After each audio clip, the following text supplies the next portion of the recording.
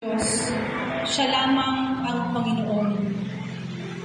Ibigin mo ang Panginoon mong Diyos ng buong puso, ng buong kaluluwa, ng buong pag-iisip, at ng buong lakas. Ito naman ang pangalawa. Ibigin mo ang iyong kapwa gaya ng iyong sarili. Wala nang ibang utos na hihigit pa sa mga ito.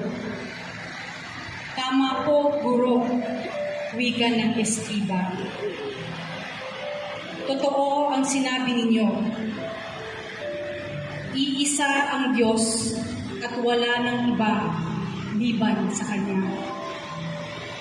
At ang umibig sa Kanya ng buong puso, buong pag-iisip at buong lakas, at ang umibig sa kapwa gaya ng kanyang sarili ay higit na mahalaga kaysa magdala ng lahat ng handog na susunugin at iba pang mga hain.